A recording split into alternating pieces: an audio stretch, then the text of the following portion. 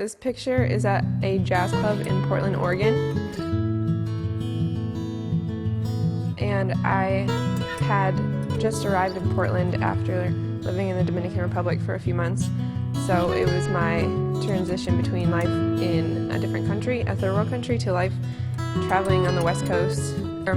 My hair was really short and curly. I chopped it off when I moved to the Dominican because I didn't want to have to deal with it. And it was blonde from the Dominican sun.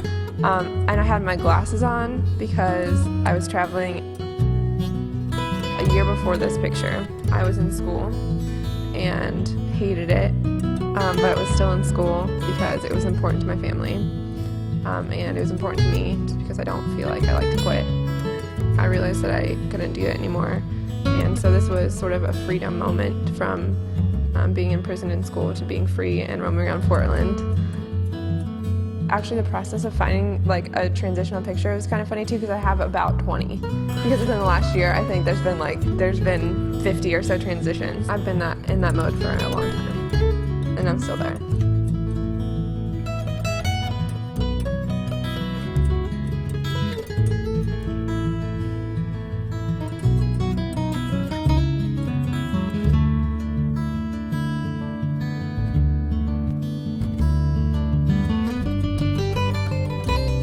Surprised that I'm still in Ohio. I don't know how or why I'm here, but I am. I'm surprised that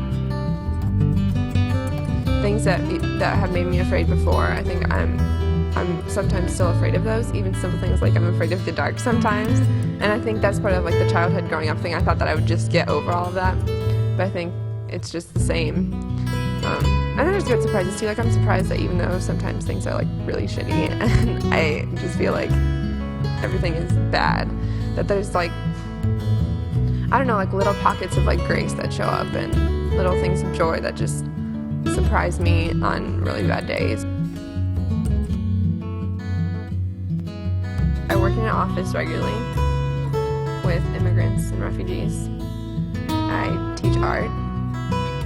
I write for myself and for publications. I watch kids, my siblings and other people's children. I drive a lot to support people. Sometimes I feel like that's work. So in the immigrant and refugee office, I think my title is like community resource specialist, which basically means I'm the person that contacts anyone in the community on behalf of the refugee. So like when they need a doctor's office scheduled, I do that, or they need a phone bill taken care of. I also work a lot with the case managers, so any administrative support that they need, I will do that. And filing sometimes, so that's fun. I like that I only work there 8 hours a week because I'm not an office person, and I hate that office part sometimes. I hate doing the same thing over and over. I hate just the office environment. I sometimes like that I can hide. I can just sit in the office and do work and don't have to talk to anyone. Sometimes, though, I hate that part of it. I like that I see people from all over the world. And I think the main reason why I'm motivated to do this is because of the purpose behind it and because I know that of the people that I'm helping. And so that's what, no matter if I dislike it or not, that's why I continue. I think that I still have the eyes that I had when I was little. Like I still like to look low and to look at small details. And I don't know exactly what I thought it would look like, but I just thought it would be really, really different. And in some ways it's really different. I think my worldview has changed and the way that I look at people and my life has changed. Because when I was little, it was definitely based just off my parents and the things that I was taught. I had no idea that there was anything else. So yeah, that's changed. And I think that's kind of been surprising too, the fact that there's like all this other stuff that I didn't know about. I've definitely been surprised by the fact that there's other things than what my parents believe in and my church and my school have always taught me, and that there's other people who are passionate like me. I feel less forgiving than I ever have been in my life. And yeah, just mostly a people. I feel like maybe it's because I'm still in transition, because like I feel like I have no place, that I can't even figure out what's going on, that I don't have the energy energy or mental capacity to even think about people that I need to use the energy to forgive. I don't think I'm like emotionally in a spot that I'm stable where I can be able to do that fully and for real, but I'm not proud of that.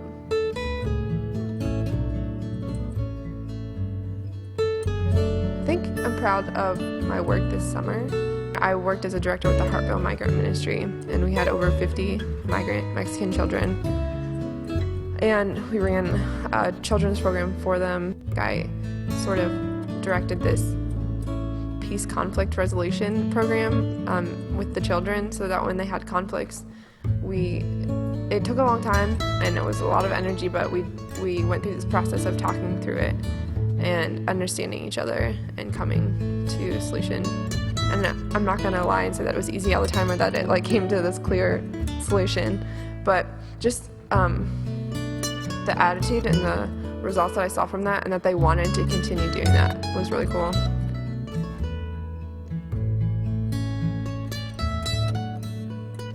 I think a couple weeks ago I was supposed to work in the morning, and I woke up and I got ready and I just did not want to go to work, and then I got called off. And I was super pissed. I was like, seriously? I'm like up out of bed already. I'm going to work now. Like, this is not happening.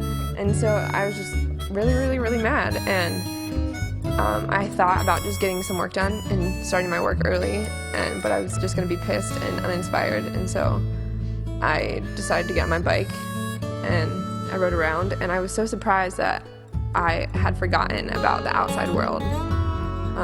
And it was just comforting, and I saw things differently, and then I got back and I just was so in a different place.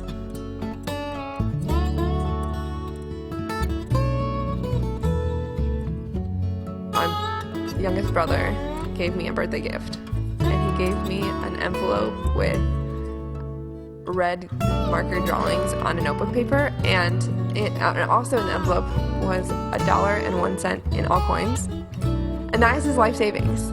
So he's 4 years old and he has $1.01 in coins, and he gave me all of it, and just was so innocent about it. It was like, it's your birthday, here you go, and he was so excited about it. And the reason that it's like so special is because I had heard him talking about his money beforehand and how he wanted to spend it and things that he could do, and he had all these big dreams, but then he gave it to me for my birthday.